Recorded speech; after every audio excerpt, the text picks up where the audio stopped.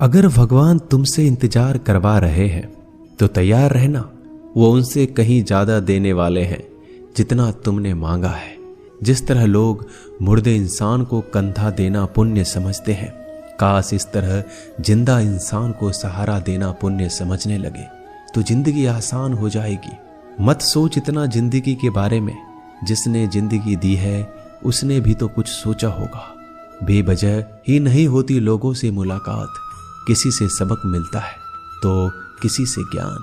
श्री कृष्ण कहते हैं, किसी को दुख देकर मुझसे अपने सुख की इच्छा मत करना।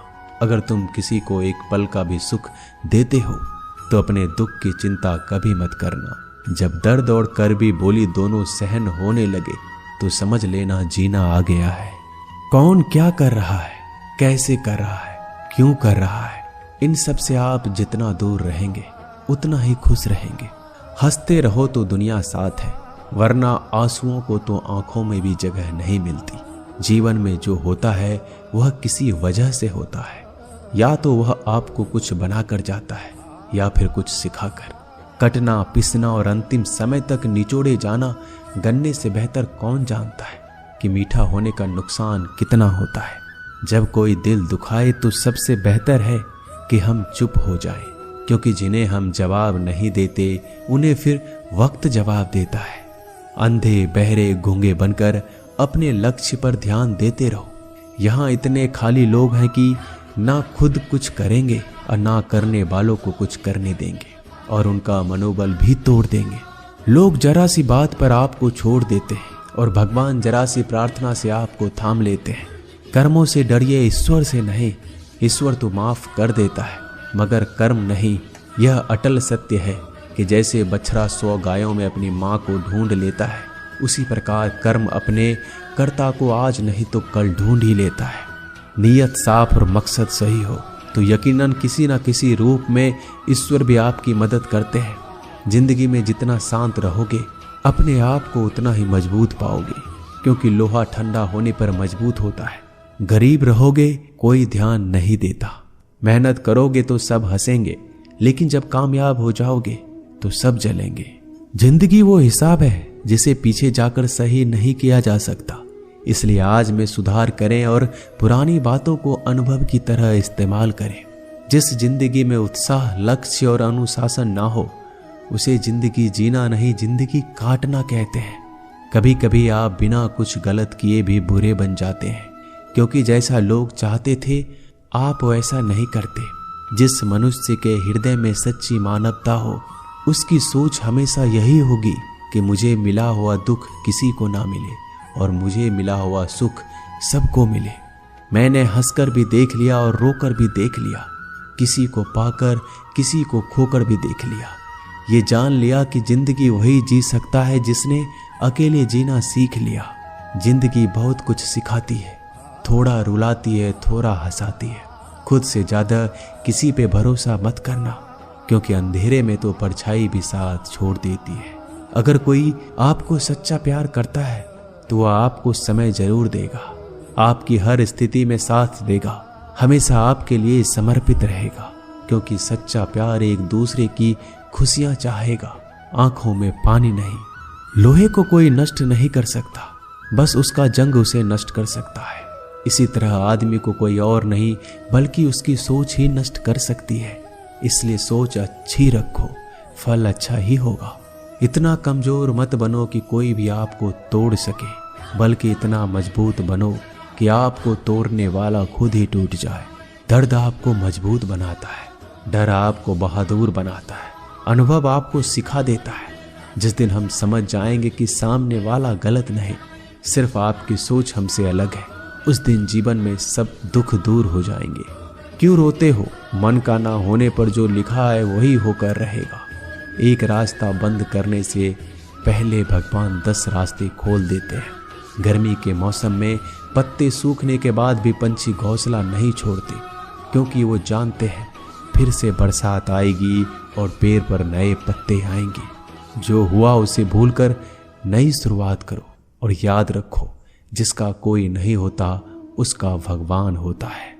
मतलब से जुड़े रिश्ते मतलब तक साथ देते हैं, लेकिन दिल से जुड़े रिश्ते आखिरी सांस तक निभाते हैं।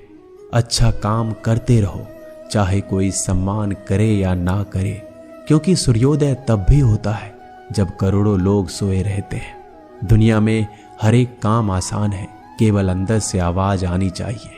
हमेशा मेहनत और उस परमात्मा पर विश्वास रखना इस सफलता का सूत्र है। जीवन में सबसे बड़ी गलती वो है जिस गलती से हम कुछ सीख नहीं पाते। जो व्यक्ति अपने मन को काबू में कर सकता है वह जिंदगी में कुछ भी कर सकता है। इंसान की अच्छाइयों पर सब खामोश रहते हैं, लेकिन चर्चा अगर बुराई पर हो तो गूंगे भी बोल पड़ते हैं।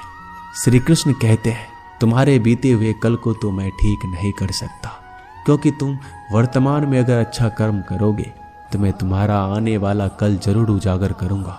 झूठी बातों पर लोग आपकी वाहवाही करेंगे, वही लोग आपको तबाह करेंगे।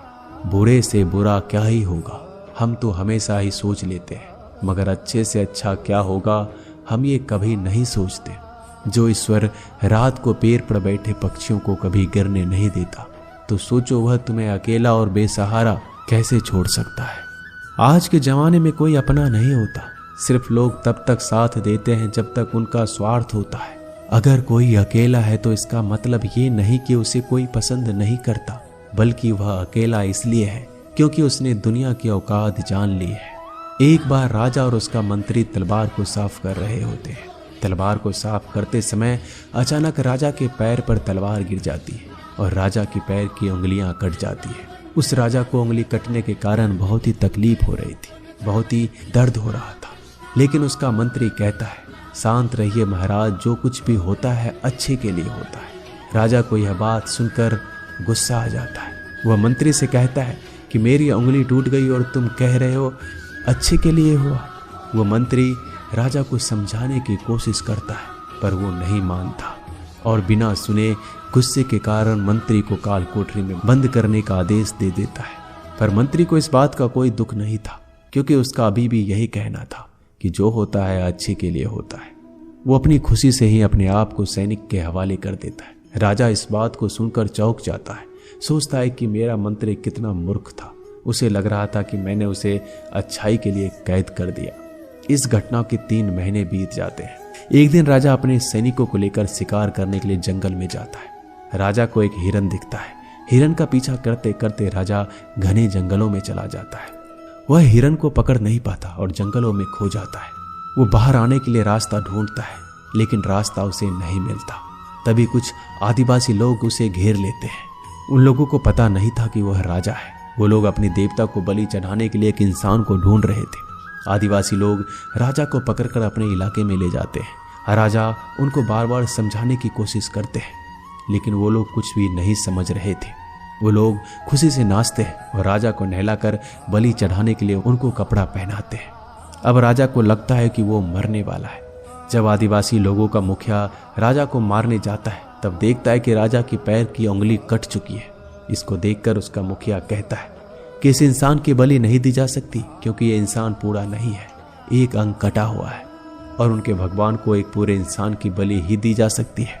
अगर ऐसे इंसान की बलि दी जाए जिसका अंग पहले से कटा हुआ है, तो उनके देवता खुश होने की जगह नाराज हो जाएंगे। फिर वो लोग राजा को छोड़ देते हैं।